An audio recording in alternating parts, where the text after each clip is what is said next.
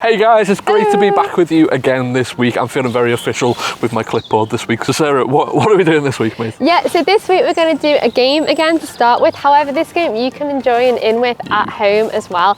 So you're going to need a piece of paper and a pen. Piece of paper. So you might want to pause here and just go and grab those things. So yeah, we'll give you a minute to catch those up. Are we going to like pause the video or are we going to pause? Okay. I went for a really weird pose. So did I. It's like, I don't know what this is. I don't know what this is. The worst superhero ever, like squats I'm like man. just kind of got my hands in the air, like Okay. I'm not doing anything with it. Hopefully you've got a pen and paper, so 3, 2, 1, up pause. Oh, way, great. Oh, way, great. Fab. So what I'm going to do is I'm going to tell Phil, and you can do this at home as well, I'm going to give him something to draw. I need to get my phone out actually, and I'm going to give him 10 seconds to draw it in, and then we're going to see what the result ends up being and what it ends up looking like, okay? Left-handed people, I feel you. So I'm going to tell you to, I'll give a countdown as well. First thing you need to draw is a giraffe. Go. A giraffe? That was no countdown. Okay. So I hope at home you're having a go at drawing a giraffe. No, this in is 10 already seconds. really bad. 2, 1, stop! Stop at home as well, let's see. Would you like to... Can we make sure the camera definitely Yeah, well, I'll zoom in digitally because the focus will be lost otherwise, but it's more like a unicorn that's got jelly for a bottom, but yeah, okay. So you can see how yours compared to Phil's kind of llama-ish. I was genuinely giraffe. trying then. I wasn't expecting it to be a giraffe, so yeah. So get another piece of paper, we will do one more. Oh, hang on, wait. Do you want me to take that? Oh yeah, thank you so much, Sarah. Glamorous assistant. If you just bit. Sorry, it's not really worth it. So we are going to go again to get a piece of paper ready. Okay, yeah. Okay, this time I would like you to draw an elephant. Off you go. 3, 2, 1, go. It's just going to look like the same. Yeah, quite similar actually. They're really not the wealthy, that's the worrying thing. And 3, 2, 1, stop. Let's see your elephant fail. It was going all right with the legs, and then you rushed me at the end. Well, we'll see how your elephants compare at home. Phil, I'm not too sure art is necessarily your strength here. I don't think it is one of my particular giftings, no, but that's okay. I'm all right with that. But, well, we shall stop there, and we'll see you in a minute. I'm trying to give him an ear, but it looks just like an afro. And we're going to do one more just for fun. A little bonus one. We couldn't get your pieces of paper ready, get your pens ready. I'm going to tell you what it is and I'll try and count down this time. You need to spill rain on your paper to make it authentic. Are you ready? So this time I want you to draw a gnome. 3, 2, 1, go. What, like a garden gnome? Like a little garden gnome, yeah. Like Romeo and Juliet, if anyone's seen that. That was a film. Oh no! Oh, stop, sorry. No countdown, just stop. Right, let's see your name, Phil. Can I just point out, I am genuinely trying my best here. This isn't like, I'm not faking this. There he is, it's like a profile. He's side on, do you know what I mean? So there's his belly. But his head got a little bit jelly bean squashed. Well, I hope you guys kind of managed to draw something a little bit better in 10 seconds. I mean, I don't think it's possible, personally, but... Feel free to send them in and show us what you managed to do in 10 seconds. And yeah, we hope you enjoyed that game, and we'll come back with you in a minute. So we've been really enjoying adding a little question into these videos. So today's question is, what is the highest thing you've ever climbed? Do you know, I've been rock climbing with some friends in Wales where you do it where you like, as you go up, you grapple on type thing, and then we abseil back off. I don't know how high it was, but that felt pretty high. Yeah, that's cool. Yeah, what about you? I was going to say tree, but I think I've definitely climbed higher than a tree. I've definitely climbed higher than a tree. Probably Ben Nevis, which is a mountain in Scotland. I do believe Ben Nevis is the highest mountain in the UK, or at least one of the highest mountains in the UK. Yeah, it is. Okay, so a little bit higher than a tree or Phil's rock climbing adventure then maybe. Yeah, but I feel like it probably didn't feel the same dramaticness. Like you're probably less high, but if you're hanging off like a cliff, it probably feels more dramatic very gracious of you, than walking up something that's more stable. Bet yours took longer though. It definitely took longer. Well, do you know, guys, today's story is about someone who was so desperate to get a good view that they climbed up somewhere high. I wonder if you can guess who it is? Yeah, so why don't you pause here and jump into today's story, which is found in Luke 19 verse 1 to 10, or used one of the animated videos included in the description below. And before you do, why not have a discussion at home about what's the highest thing that you've ever climbed? The highest thing you've ever climbed. The highest thing you've ever climbed. Have you ever been to something where you couldn't properly see what was going on? Maybe it was a concert or a show or a sports match of some kind, so you're ducking and you're diving and you're trying to get a view, and you maybe even jump up onto someone's shoulders just because you are so desperate to see for yourself what is going on in front of you. I don't know if you've got an example of that maybe, Sarah? Yeah, I mean, I can remember when I was 8 going to London for the first time, and I remember we went to go and see Mary Poppins, and I can remember we just got like the cheapest tickets, so we were like right at the back, like really far away, and there was loads of people in front of me and my sister, and we couldn't see properly. But because we were so far back, there was no one behind us, so we actually got like a really good view because we could stand up the whole time, and like we weren't interfering with anybody else's view. And I can remember the best bit was when Mary Poppins flew at the end. Like, she kind of like came up. Now, because of where we were, it meant she was like there. So we actually got the best view of Mary Poppins in the air. It felt dead cool. Oh, it sounds amazing. So guys, why don't you just have a really quick pause here and have a quick chat about, have you ever experienced something like that where you're really desperate to see what is going on, so you're scrambling around trying to get a better view?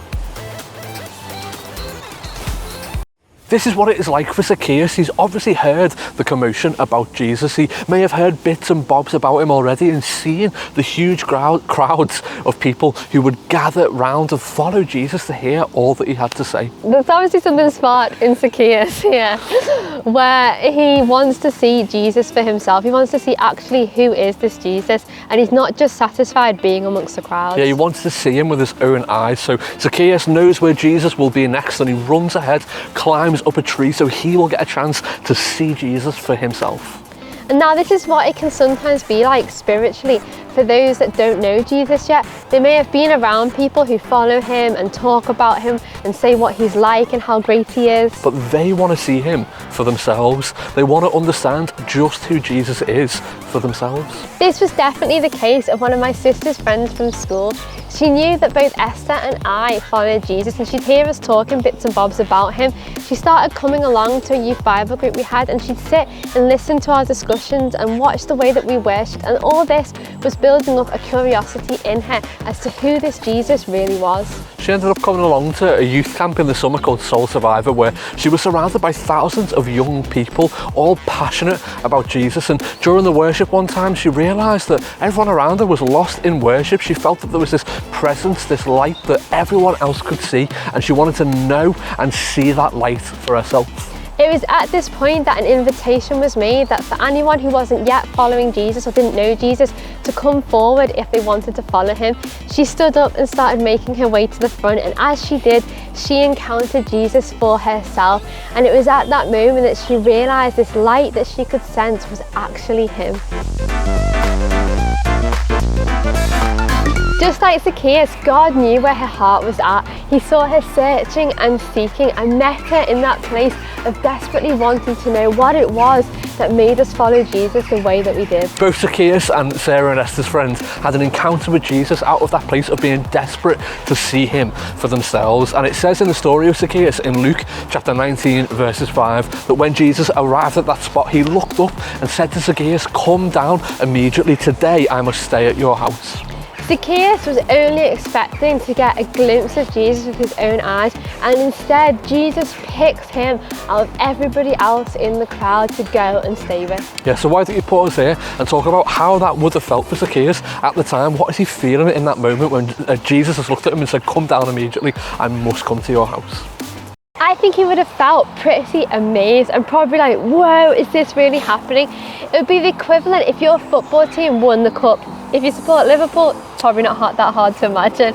But if you're, whatever team you support, they've won the cup, they're parading through the city, and maybe you're sat amongst the crowd and you might be on your dad's shoulders to get a better view, and then suddenly the manager out of everybody in the crowd sees you and says, "Hey, I'm going to come to your house tonight. I mean, imagine how you would feel in that moment. You'd probably be pretty overwhelmed and awestruck that out of everyone there, they have chose to come and stay at your house and hang out with you. Well, it probably would have been pretty unexpected for Zacchaeus and probably would have made him feel like super valued and super like, whoa.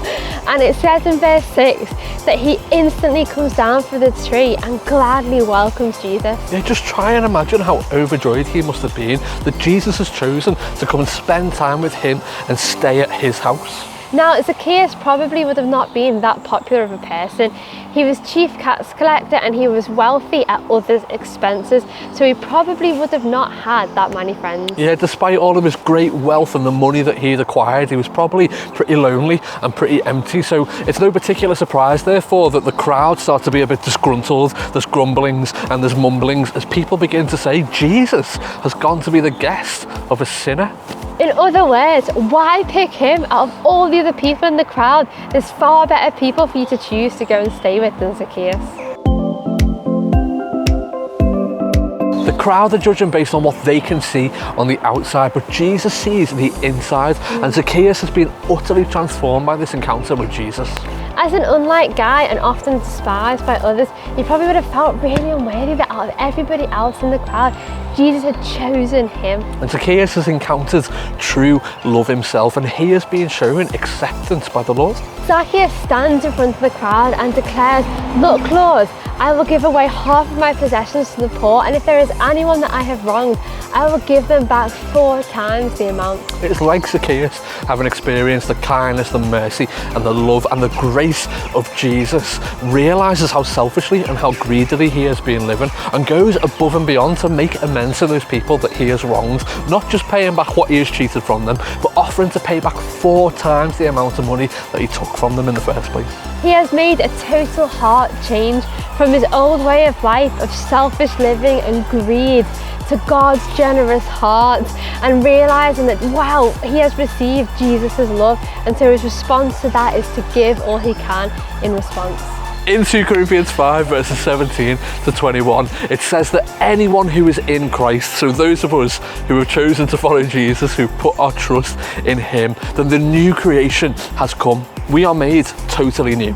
The old has gone, so our old way of living where we just did whatever we wanted to please ourselves has gone, and the new has come. And he goes on to say how all this is from God, who has reconciled us to himself, so in other words, has made right our relationship with him. He does not count the people's sins against them, and he has commissioned us to the message of reconciliation to them, so to share that message that God has made a way for us to have a right relationship with him. And therefore we get to be ambassadors for Jesus. We get to be his representatives wherever we go and to whoever we meet. It's a little bit like when you go on a school trip and your class teacher reminds you, now remember, wherever we go today, you are representing the school to whoever you meet. We get to be Jesus' representatives to whoever we meet. And just like Jesus, we get to show the love and kindness to those around us. And as we talk about him and share him and ask him who he wants us to go and speak to and spend time with, Jesus is in the business of encountering people. He sees hearts that are calling from afar, hearts that are searching from afar like Zacchaeus was, and he calls them close to him. Jesus utterly transforms Zacchaeus' life, and he is in the business of transforming our lives as well, and longs to further transform us and those around us who don't yet know him. Absolutely. I'm done. Great. Have a little wiggle.